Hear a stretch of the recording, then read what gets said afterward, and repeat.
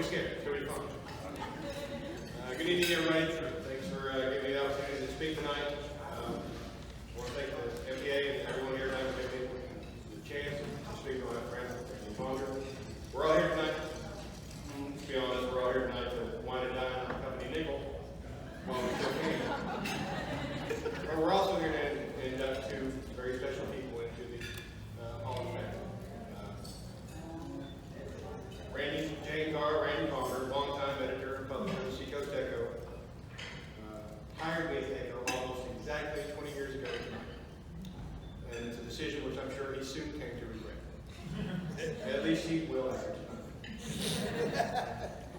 Randy began his nearly 50-year career in the newspaper industry in 1970, serving as a pressman for the Daily Mountain Eagle. In 1972, Randy realized, oh Lord, I'm in Alabama. I came to Mississippi as soon as he could. Shortly after moving to Bay St. Louis and going to work at the Seacoast Echo, Randy met his wife, Sherry, who, despite her beauty and brilliance, fell for him anyway.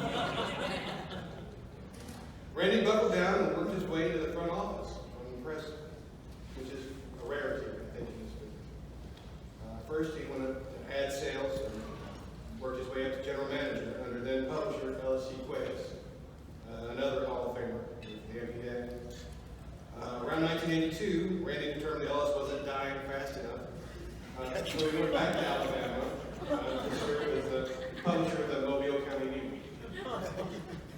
Ellis really missed Randy though, so about 1985, he went back to get Randy and promised him he would retire soon and make Randy the publisher of the Echo. And a mere 15 years later, he did. 5 years after becoming publisher, Randy rose to national prominence thanks to Hurricane Katrina, which devastated the entire Mississippi Gulf Coast, which a lot of you probably remember. If you weren't here when it happened, I can't adequately describe it to you. Besides destroying our towns and most of our homes, Katrina blew the Echo's employees to the four winds. Randy's own home flooded a little, but was still mostly intact after the storm. So he gathered those of us he could find and get us back to work and get that Echo out for the people of Bay St. Louis. He set up 2 computers in his dining room where he held those of us left hostage for 6 weeks while he drank beer and barked, "Work harder, work faster." So, that quickly we were pretty much back to normal. Soon, Randy was on CNN and MSNBC, and a crew from the University of Mississippi did a documentary on the storm, which featured him prominently. A couple months after Katrina, Randy was able to get us out of his house and get into a cramped 2-room apartment. And I don't mean 2 bedrooms, I mean 2 rooms. 1 room and a bathroom. And our motto at the time was, in space, no one can hear you scream. At the Echo, everyone can hear you pee. Eventually, the repairs were completed on the Seacoast Echo offices. We moved back in downtown Bay St. Louis. We were the first business back downtown, and we're the only business downtown for several months after the storm. About the time the economy started getting back to normal, Deepwater Horizon oil disaster happened. Once again, pulling the rug out from under us. It was devastating our economy. And once again, under Randy's leadership, the Echo persevered and we survived. Sadly, last year, Randy ran out of disasters.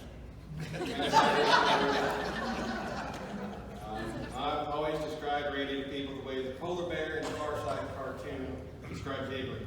He's crunchy on the outside and soft, chewy center. And it's true. Despite his sometimes gruff exterior, Randy has a hard goal. He really does. To this day, if someone were to come to him with a problem, he'd get them the shirt right off the employee's back. Full disclosure, after my daughter Sarah, right over there, was born exactly 10 years ago tonight. Tonight's your birthday.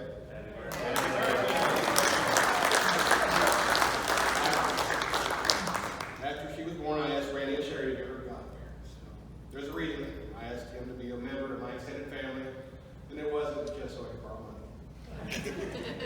Randy's been a great boss, a great mentor and friend to me over the years, and I'm still grateful all these years later that he hired me. There are literally hundreds of more stories I could share about him. Obviously, we don't have time for that. I'll leave you with this one last one that perfectly sums up his career, and it comes from Ellis Cuevas, the aforementioned Hall of Famer. Ellis said that shortly after he hired Randy, he was afraid Randy wasn't pulling his weight in the press room. So he called him into his office one day. He asked Randy straight out, "Boy, are you ignorant or apathetic?" And Randy said, "I don't know and I don't care." And Ellis replied, "Son, with an attitude like that, you're going to make a fantastic publisher."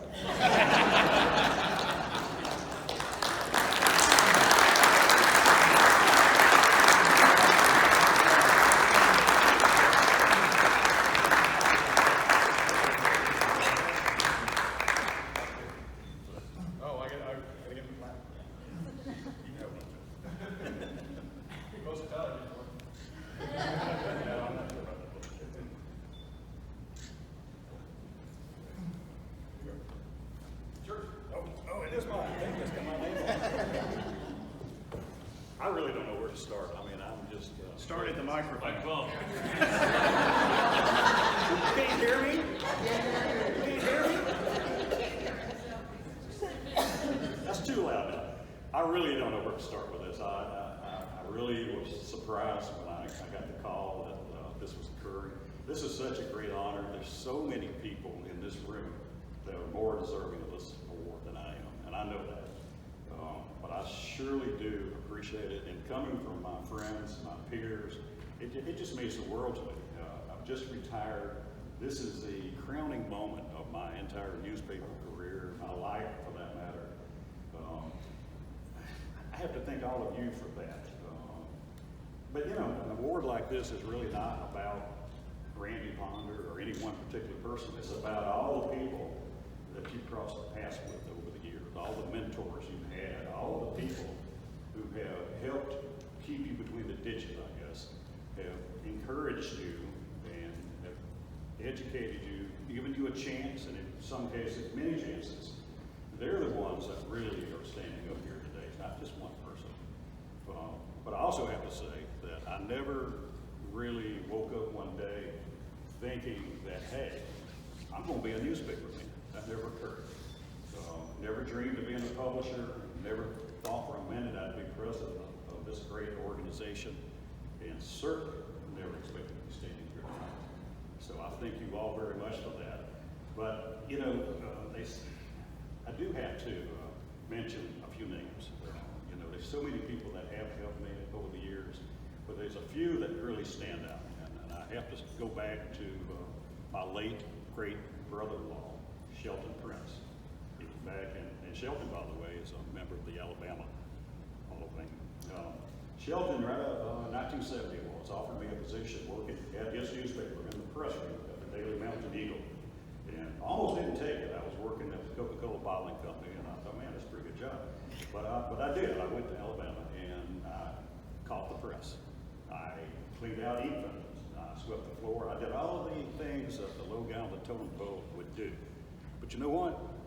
It wasn't very long before I was on the other side. I was running that press. And I got to be pretty good at it, I think. And when it came time for me to leave, actually my brother-in-law told me it was time. I had the choice of several places to go. And I think one was in Maine. I knew that was cold, that was out. And the other one was really Bay St. Louis. And I thought, man, that sounds beautiful. I've never been to Bay St. Louis. So that's where I ended up. And that's where I encountered the next guy that I want to mention, Ellis Cuevas. And of course, Jeff mentioned Ellis. And Ellis, I don't know, he kind of took me under his wing when I first went to Bay St. Louis. I think Ellis at the time was probably ad manager. I'm not real sure, but I think that's what he was. And for some reason, he helped educate me. He taught me all the various ins and outs of all the newspaper departments. And as Ellis progressed up the chain of command, so did I. He became publisher, and then I became general manager. Ellis retired, and I became publisher. And I love Ellis, and he would have been here tonight, but his health just simply would not permit it. We tried to get him to come. He wanted to come, but just couldn't make it. So anyway, I become publisher, and first thing I need is a new news editor. We are in between editors, so we are looking around. Who can we find that would work well with me, with the newspaper, with the community? And so we found this guy up in Pikeville, Kentucky. His name was Jeff Belcher. Met him earlier tonight. And he was highly recommended by his publisher. In other words, he wanted him to go away, I think. But I don't know. We hired him. And of course, Jeff jumped it. It turned out that Bay St. Louis was Jeff's dream job. We exchanged newspapers with other publications, and when the Seacoast Echo would arrive in Pikeville, Jeff would grab that paper and read it. So he knew as much about Bay St. Louis as anyone in the world. So he came on board. And I think Jeff and Randy, myself, obviously, made a great team. We worked well together for many, many years. And Jeff is still doing that and doing a fine job on that. Jeff's strengths are my absolute weaknesses. He's very strong with the English language, not me. Jeff is very easygoing. He's easy to talk to. People feel comfortable around him. That wasn't exactly my style back in those days. But Jeff is the one who put the first edition of the Seacoast Echo together after Katrina, and in Pikeville, where he had moved out to right after the storm. And not knowing if anyone was alive in Bay St. Louis or not, he put that paper together. His wife Sandy and he drove it down to Bay St. Louis, and we handed it out.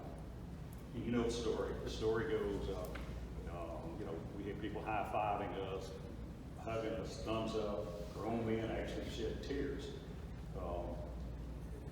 That's when I really came to understand that what we do, what you do in this room, is really important. You impact people's lives every single day. You do that. And I think by handing out that copy of the Seacoast Echo, that we gave people hope. People were walking around in shock. And 2 days after this worst disaster that's ever hit the United States, I believe, here's the Seacoast Echo with a new edition out. And people, I believe, thought, well, if this little newspaper could come back this quick, well, by gosh, we can too. And I honestly believe that. So anyway, here we are now. We're working out of my house, as Jeff mentioned. We've got a few computers someone let us borrow, and we're putting a newspaper together. But there's no way to transmit this newspaper anywhere. I mean, we have no lines of communication. So we burn DVDs and take them up to our next person, Tom Andrews' newspaper in Picayune at the island. And Tom's crew, regardless of what time we got that disc to him, they would immediately start working on it and get our paper on. And you imagine the compatibility issues we had, missing files, no links, fonts, you name it. And this crew would work through all of those issues. And while they were doing that, Tom and I would visit. And every now and then, he might even bring out a hidden bottle we might have a sip. But the main thing is, I had someone I could talk to who actually understood the situation we were facing. By having Tom Andrews, and Tom is our past president of MPA as well, having Tom Andrews to talk to probably got me sane. Probably really did do that. And of course, it was Carolyn Wilson, the past executive director of MPA. As soon as there was a line of communication open, Carolyn and crew were shipping supplies, clothing, whatever we needed to us. But it wasn't just EPA. It was you people in the audience out here today. Your newspapers, your publishers, your newspapers collected stuff for us, stuff we really needed. Not water, we didn't need any more bottled water, but food, fresh food, vegetables, milk, appliances, whatever we needed was provided to us. And you know, those supplies were very, very important to us. You know what was more important?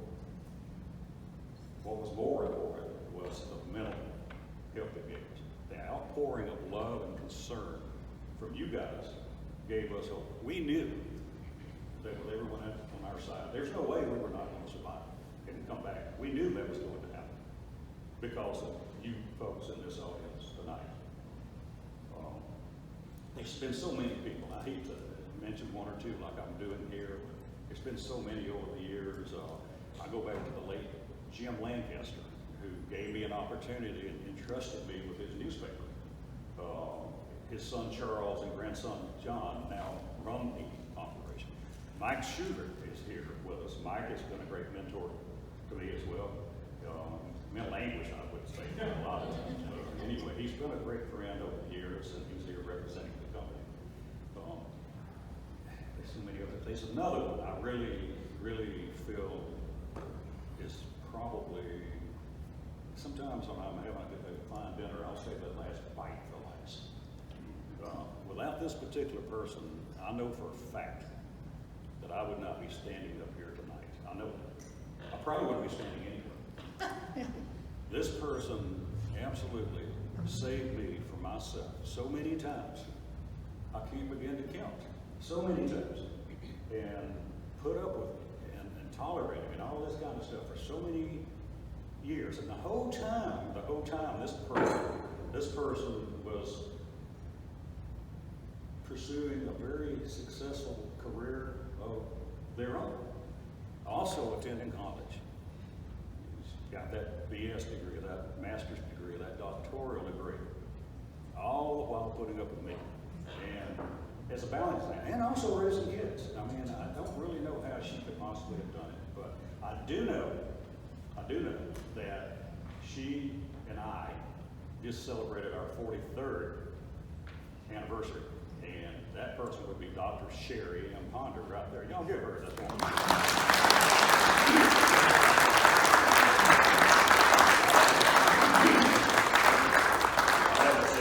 She is my foundation. She's all that I hold to be true. She's my partner, love of my life. Like I said, Dr. Tom. And if there were to be a Hall of Fame for tolerance, patience, shit, man, she win. One other item, I'll never forget when she finally got that doctoral degree. We went down to the bank to open a new checking account. And that checking account read, Doctor and Mr. I think that was the proudest day of her life. She wanted it on the mailbox. She wanted letterhead. You deserve it. I'm taking too much of your time, but I would like to say this. Let me introduce the table here. I need to do that. My daughter, Ashley, her husband, Greg, they look the parents of my two wonderful granddaughters, and she proclaims that we can have no additional kids because these are rotten, spoiled, and all that kind of stuff. My two sons, oldest Jace and youngest Patrick. I've been blessed so many ways for so much, so that all of this great loving family here, you just can't go wrong. And for me to be standing up here tonight, it's just a dream come true. Back on July the 4th, 1939, to quote a famous person here, a person who was ending his career because of a disease he had, stood in front of the crowd at Yankee Stadium and proclaimed, I am the luckiest man on the face of the earth. That was Lou Gehrig. I know exactly how it feels. I feel the same way tonight. So I want to thank each of you again tonight. Thank you very much. I love you. Good night, and God bless all.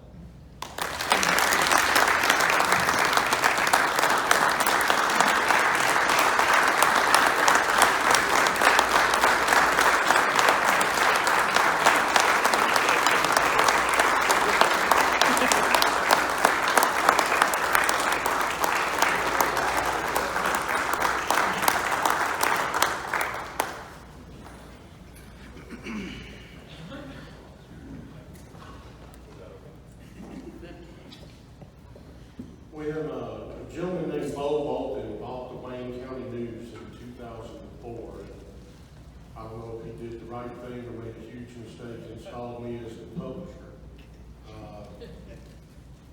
Of course, being the new guy in town, I had to go around and see people. A lot of people came in to see me, check me out. And one thing that I heard over and over and over again was about the Hurt family. And I remember the first year that I was there, there's a huge portrait in the foyer of Wayne General Hospital that has Walter Harvey Hurt Sr.'s portrait in there because he is often credited with single-handedly shaming Wayne County into building that hospital that's since become highly, highly successful. Tonight we induct his son, Walter Harvey Hurt Jr. One of the things that I was always told in that first year, 2 years, still have some people come by and tell me this: if you can only be half as good as the Hurts were, you'll be all right. And we've tried to continue that legacy because the Hurt family was Wayne County. And they were the Wayne County News for a long, long, long time. And started with Mr. Hurt Sr. and on his death, Harvey Hurt Jr. And after doing a little research, Harvey Hurt III came, and Harvey Hurt, correct me if I'm wrong, Harvey Hurt IV actually helped run the newspaper before it was sold to Jeff Mosley, who was the general manager. Okay. One of the things that we've always tried to do is honor the Hurt family. It really pleases me that we're able to induct a member of that family into the Hall of Fame. I know it means a lot to the family, but it really, really is going to mean a lot to our newspaper and to the community at large, who still hold the Hurt family in very high esteem. And we're still trying to live up. Maybe we're about a quarter as good as they were. Maybe we'll get to that halfway point that the community wants us to get to. But the late Walter Harvey Hurt Jr., his family were the longtime owners of Wayne County News in Waynesboro. Spent half a century in community journalism. The son of longtime publisher Harvey Hurt Sr., he attended Mississippi College and was president of the Mississippi Press Association in 1973. He also served on the board of directors of the Mississippi Economic Council and promoted civic causes for community improvement through the newspaper. He was the first ever winner of the J. Oliver Emery Award for editorial excellence. We have the plaque right here. I invite you to come by and see his name on there. He won that award for an opinion piece entitled An Open Letter to the Employees of Wayne Manufacturing Company. The Oliver, as it was known in its early days, was created to recognize the single best example of editorial writing in the state of Mississippi each year. Mr. Hurt died in 1990 at the age of 79, but his daughter, Helen Hurt Tyree, is here to accept the award on the family's behalf. And I would invite her to come up and receive her plaque at this time. If she'd like to say a few words, we would definitely welcome her.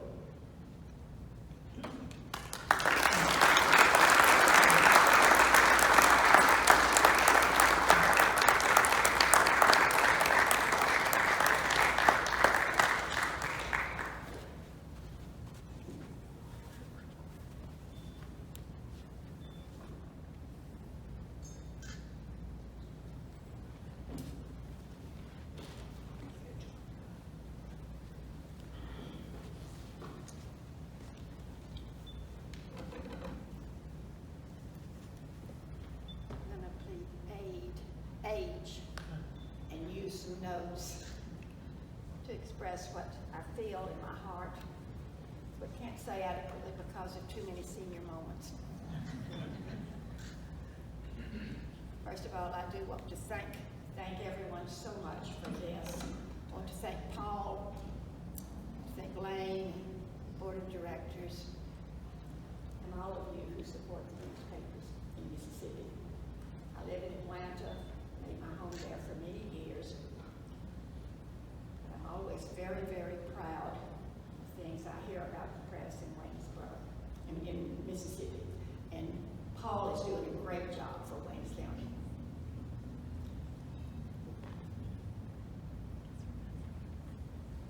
This is so very special.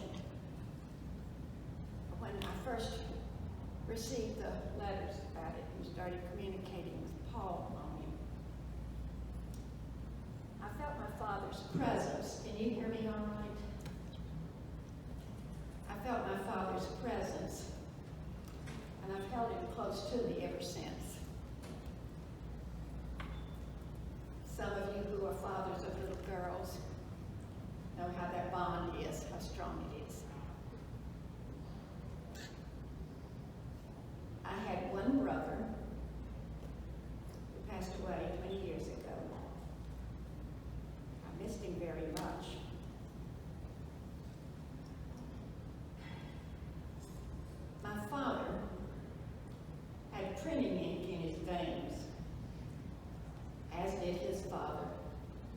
grandfather, his great-grandfather, his son, and two of his grandsons.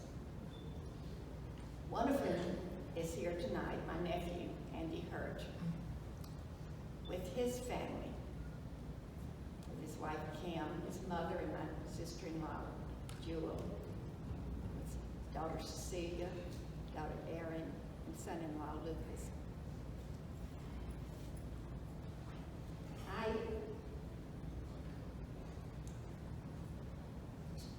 Memories. One of the nice things about being old is you can just click on the memories like you're running a film through and just kick back and enjoy them. And you may be forgetting what you ate yesterday, but you can remember every little thing that happened, the smell, the air. I remember so much about Biloxi from the time I was 2 years old on. And, oh, I thought I would always live in the ocean, but I didn't. So it's very nice to be back here. One of the memories, one of my earliest memories, I began thinking about the ones of him at the office. One of my earliest memories of him at work was of him standing over the stone in the back office with the fresh type there, running his hands over it, almost lovingly touching it, and every bit as sensitively as a sculptor. And as a little girl, I would just sit there and watch him, fascinated with what he was doing, and you could see his love for what he did. Another memory is of him and Granddad sitting side by side at their two linotypes,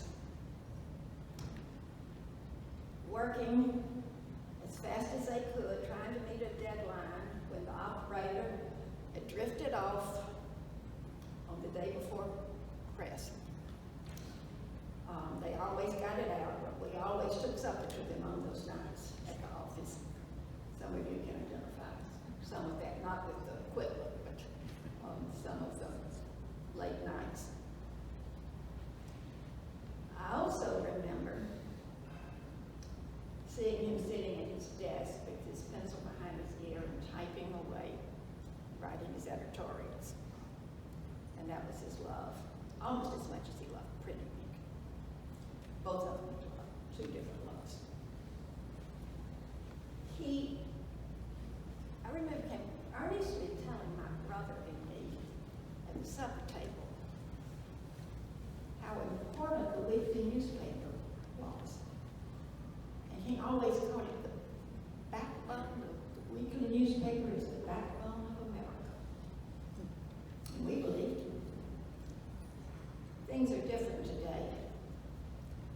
In the 40s, it was like that.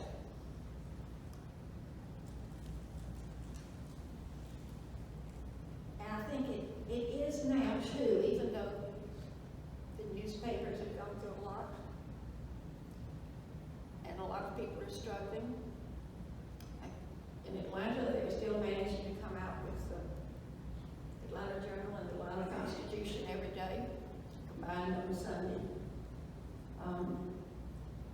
I'll never stop taking the newspaper.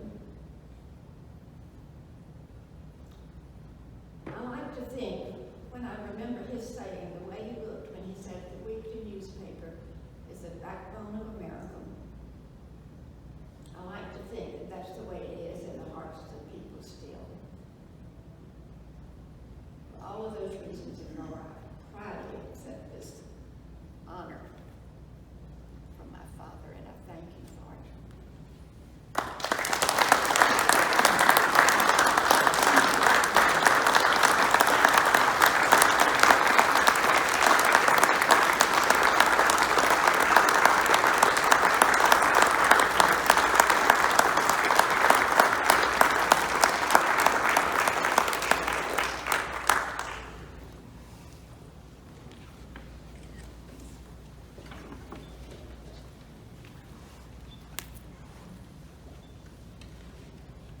Thank you, Helen. Thank you to the Hurt family. Randy, congratulations. Thank you. And I know that your whole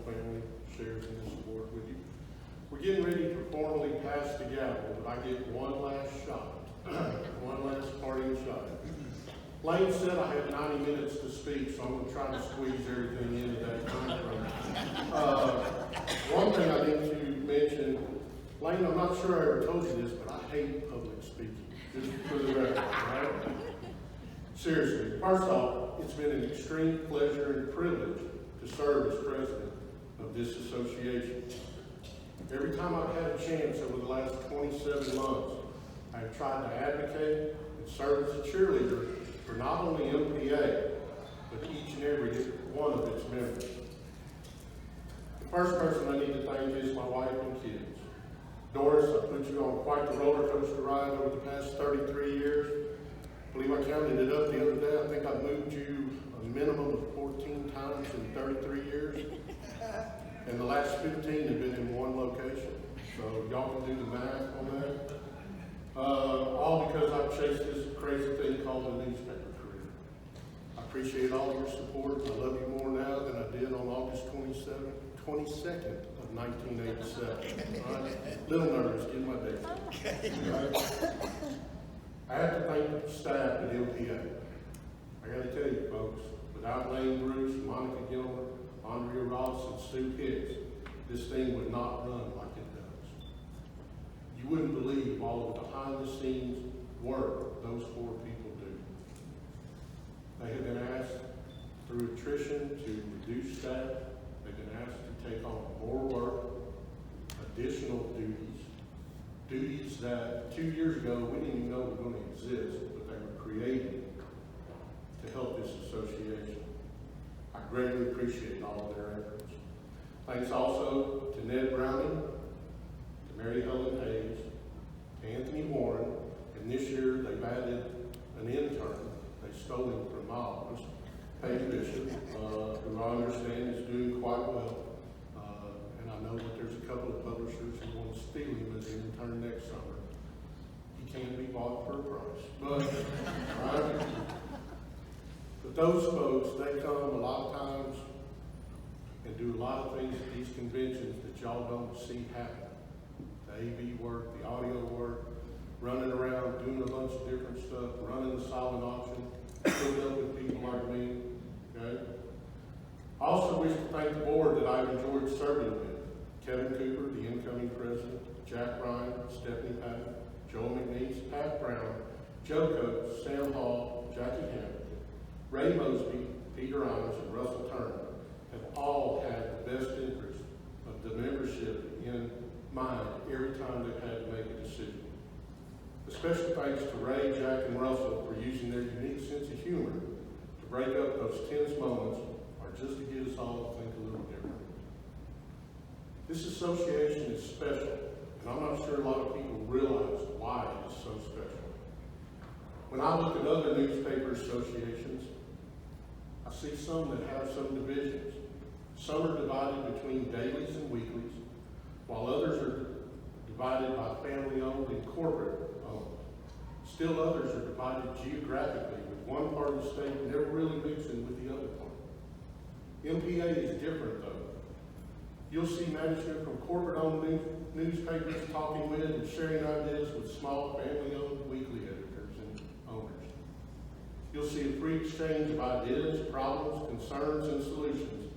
And I've never encountered a situation where I felt I wasn't a part of the bigger picture, even when I was just getting to know people in MPA. That's the beauty of what we have here in Mississippi. We're not only courteous and kind to one another, we help each other out and really try to foster a family atmosphere. I think Randy touched on that whenever he was talking about what happened after Hurricane Katrina. During my roughly 18 years of being a part of this association, that has been my experience over and over and over. The new Hall of Famer, Randy Ponder, I bet you never knew what you were putting this association through roughly 12 years ago. And you and Lane showed up in my office and informed me that you had appointed me to the board of directors. I'm sure a lot of people have bones to pick with you in the To all of the presidents I've served under, Randy, Reese Terry, Wyatt Emery, Jimmy Clark, Jim Prince, Joe McNeese, and Don Norman. Thanks for being good stewards and guiding this association through some choppy waters at times. In March of 2016, When Lane called me to say that Don Norman, no, sorry, 17, not 16. When Lane called me to say that Don Norman was suddenly retiring and I was being elevated to president, I was a little shocked. If you want to, you can get with Doris and get the exact quote later, but it's not really repeatable in mixed company because it involved a very loud expletive shouted across the living room. That's because I felt I wasn't ready for this position. But I learned because I got to lean on a lot of board members. I got to lean on a lot of past presidents. I leaned heavily on Lane. I wore Monica out. I burned her email and her phone lines up.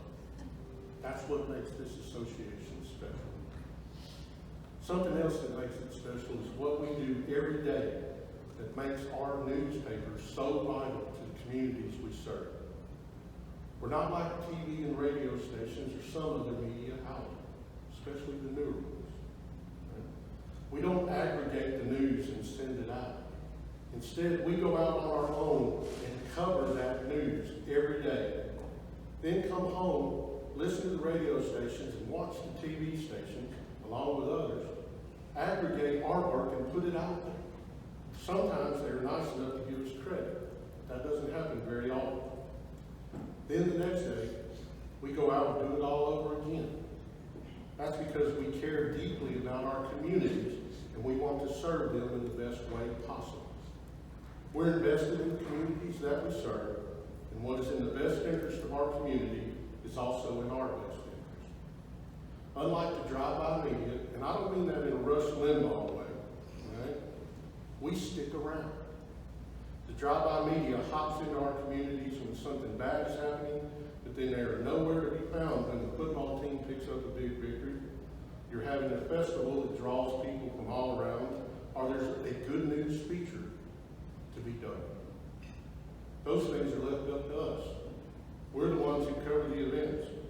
We can go from a meeting with the lieutenant governor to a school board meeting to a barbecue cook-off all in the same day, which is something I did 3 weeks ago. I enjoyed the barbecue cook-off the most. We're the ones who cover those games in sweltering heat and pouring rain. We make sure that the DAR and the quilting clubs both make it into our paper. We also keep track of all the honor rolls, school functions, and a cornucopia of things that make up our communities. And most of our papers have been doing this longer than any other media outlet in our communities. My own paper has been serving Wayne County for 129 years now. The Georgia County Times has been covering Lucedale for 115. The Neshoba Democrat's been covering that area for 135 years now. The Carthaginian's been doing its thing for 148 years.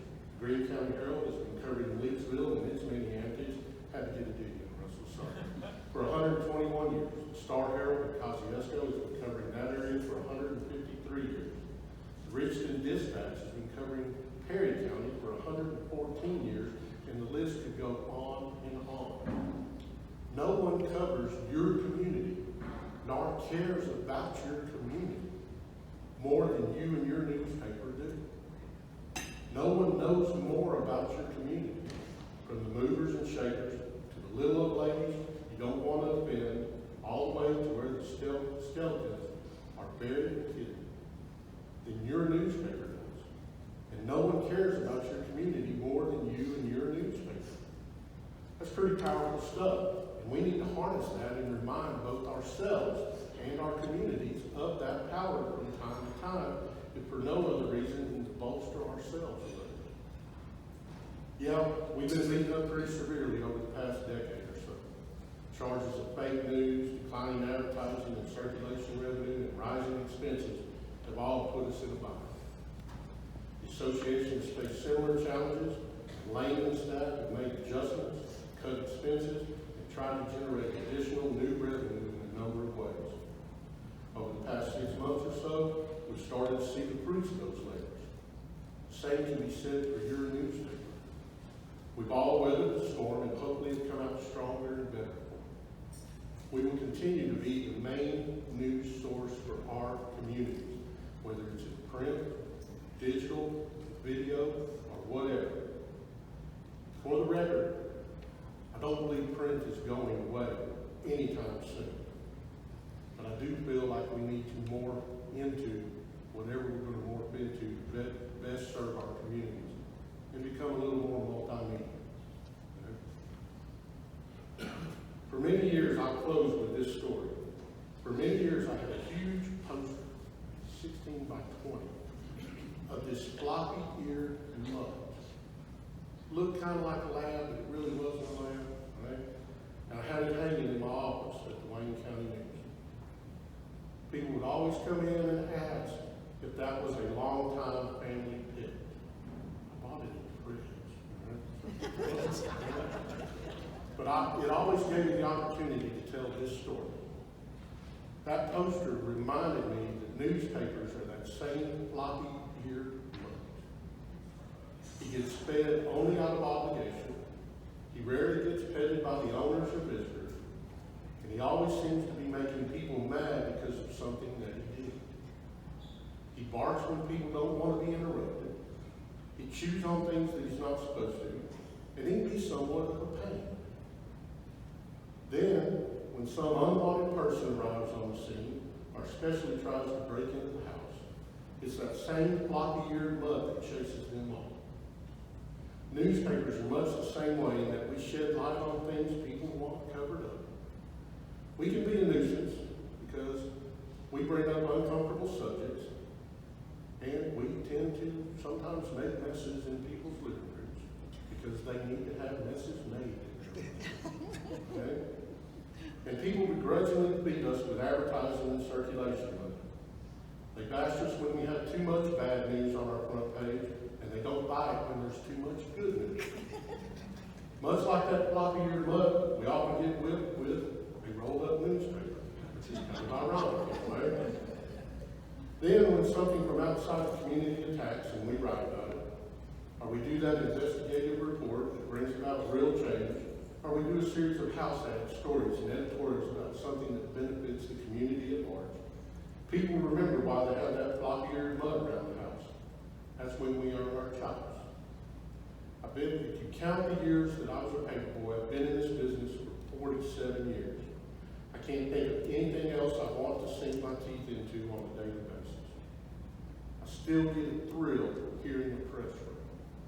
My blood starts pumping when I go out to the scene of a car wreck or some other disaster, and my heart fills with pride as I watch that football, basketball, baseball, or softball team achieve greatness with spent time.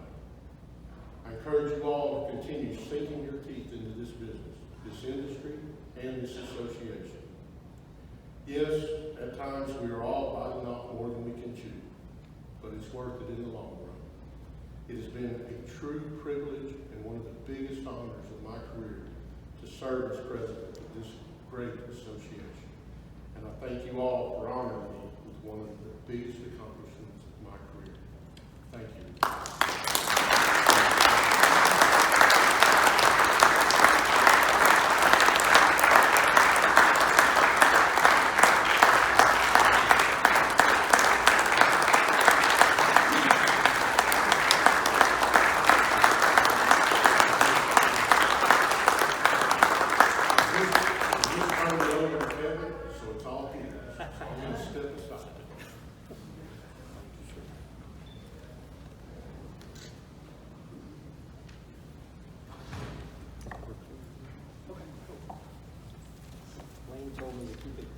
Lane told me to keep it short.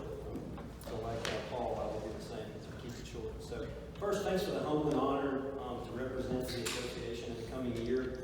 My thanks to Paul, who is probably one of the most humble leaders that I remember in MPA history for a while at least, and he's done an amazing job. My congratulations to him on a great night, and congratulations to the honorees tonight. I love hearing y'all's stories. Mr. Hurt, same thing. I love talking to newspaper people and hearing their stories here at Paul's. I've not heard the floppy-eared puppy dog, but I'm certainly going to steal that one and use it at some point because it was pretty good. I also want to remind everybody to remember, and Paul mentioned it a minute ago, Lane, Monica, Andrea, and Sue.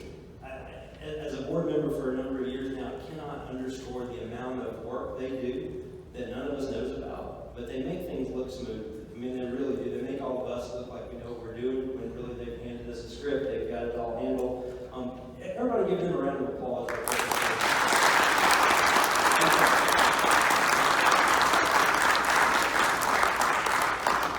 Now, in all seriousness, my remarks will be pretty quick. So, my dad told me a story one time that I think is appropriate here. He said that the happiest people in the church are the ones that just show up on Sunday mornings.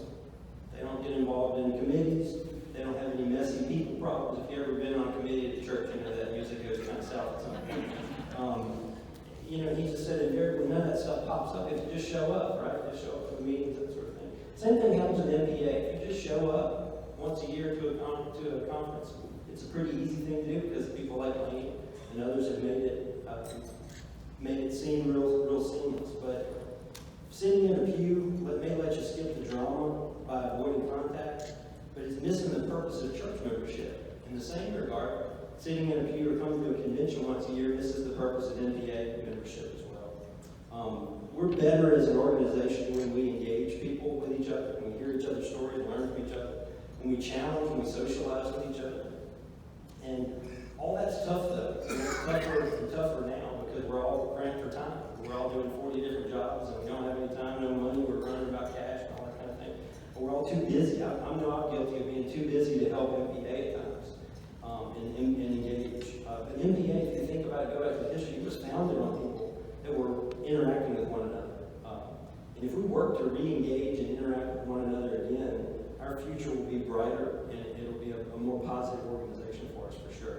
And you know, if you think about it, many MPA members, some of whom are in this room, have done that. They've been anything but pew sitters. They've stepped up mightily in our past.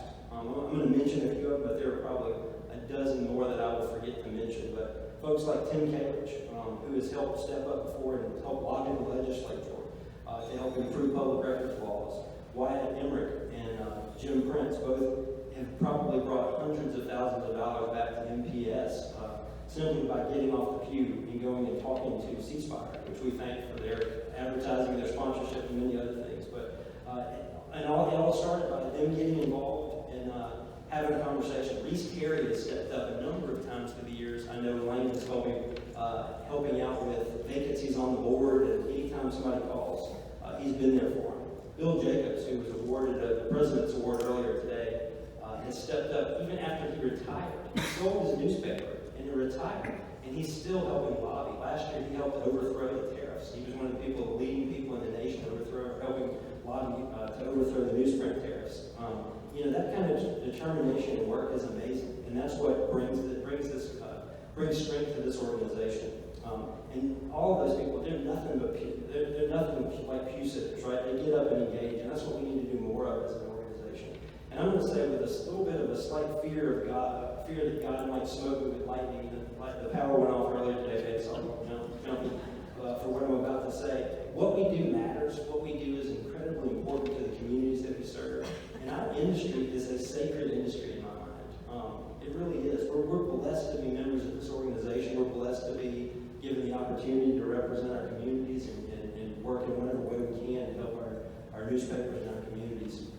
But I challenge everybody here and anybody that's not here as we can reach out to them to not merely be part of that congregation on Sunday mornings, but become active in this organization because we need your help. We're better off when we're all working together and when there's more people in the room, more people talking, engaging, and sharing with each other. If you stop and think about it, I want you to, this week after you go back, maybe you're driving home, stop and think about what it was that got you jazzed about the newspaper industry. Whether it's advertising, whether it's writing stories, whether it's photographs, whatever it was, think about what that was that got you hooked on journalism. And make a commitment this year to do more of that. Number one, because that's going to make you happier if you're doing something you like. But also figure out, just like Randy was sharing, the number of people in his life that have been mentors to him. Figure out how you can share that passion and that love for whatever that is with somebody else, either through there are myriad of ways you can do that with MPA, but even your own newspaper, interns, the number of interns, we have an intern here that now works for a university that has been amazingly successful back there. That little bit of time you spend with somebody can change their life, can change their career, can make their career. And I think sometimes we get too busy to do that. So doing what you love and what got you hooked on journalism will really make MPA better if we do more of that and focus on it and share that with others. So A few housekeeping notes, and then we'll be out of here. Let's thank Butler Snow again for sponsoring the reception, and Atmos Energy for sponsoring the banquet. Tomorrow, the Continental Breakfast will begin at 8 a.m. In the silent auction room. The silent auction closes at 12:15, and the sessions start at 9. Thanks for attending. As Paul mentioned earlier, desserts, music, and hospitality will be in the silent auction room in Deer Island. So thank you all, and we are dismissed.